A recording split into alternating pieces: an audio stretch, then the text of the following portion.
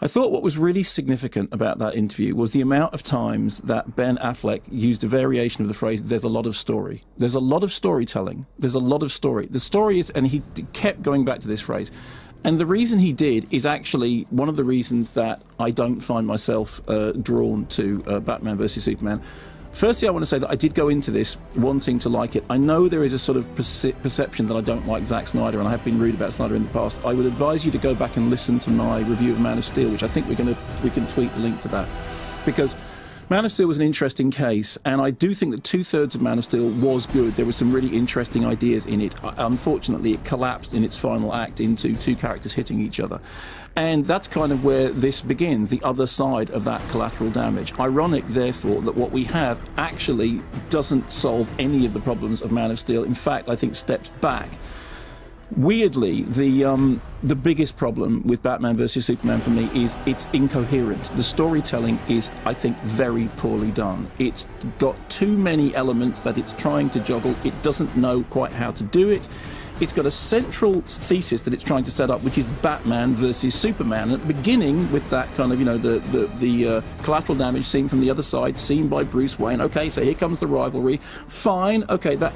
And then what you have is a narrative which is jumping into, again, as Ben Affleck explained, the arrival or the discovery of metahumans, all the stuff with Jesse Eisenberg's Lex Luthor and the weaponization of kryptonite. And incidentally, I think that Eisenberg, there's been quite a lot of discussion about this, is the most irritating screen villain of the year, bar none. I mean, the minute he started doing it, it was like he'd been told to basically do Mark Zuckerberg from the Social Network, only more so. And I didn't find that threatening, and I just found it, and I think you felt the same way. Absolutely terrible from the word go.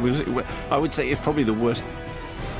Yes, he's irritating within 30 seconds. So that really bothered me. Now, I know that some people will not find that. I did find that, and that was a problem for me. The second thing is that the narrative, basically, it flashes back, it flashes forward, it goes into dream sequences, it goes into visions, and it does this so much that actually the story, which is kind of all over the place enough, becomes more complicated than it needs to be, to the point that you find yourself thinking, I'm sorry, is this true? Is this not? Is it a vision? Is it not? And all the time in jumping between these various things, which it does for about 90 minutes, you just keep thinking, just start the story, move the story forward, just follow the line of the narrative.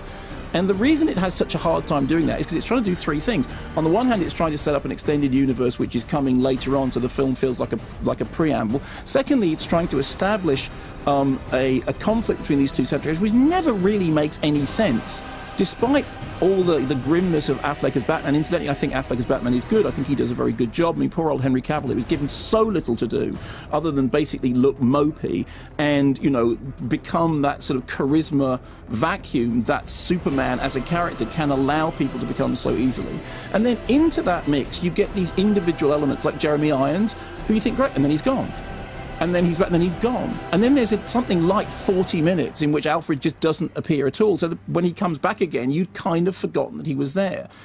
And then you move into the final act, and I don't want to give away any plot spoilers at all, but the final act, which is a climactic confrontation, which makes no sense, is all to do with sheer scale of spectacle, and has all the disappointment of having spent that long getting to that conflict with nothing other than feeling like somebody getting all the ducks in the row so that by the time we get to the end we can have this final act. So I did, and I hate to say this because I think that fans want this to be a good film. And incidentally, there are some fans who do love it. I know there are because I've heard from them, and good for them, because in a way the movie is made for the fans, and I do want them to be served by it, because heaven knows, I mean, I respect fandom enormously, and I am not a huge comics enthusiast. I don't know half as much as most of those people do, and I really want them to be having a good experience with the film. All I can tell you is that my experience of it was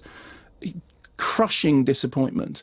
That what Snyder hadn't done was to build on the promise of Man of Steel, that rather than solving the problem of the final third of Man of Steel, what he'd done was use that as a jumping off point, but then just fallen back into the quagmire of that final third. I think he also makes the mistake of mistaking murkiness for darkness, and they're not the same thing.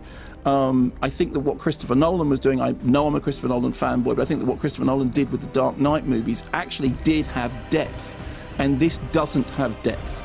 It really doesn't. It is really about the surface. That's not to say that Snyder cannot do depth, because I think that there is so much that's promising in the setup of Man of Steel, and it's so disappointing to just see it being as this Batman versus Superman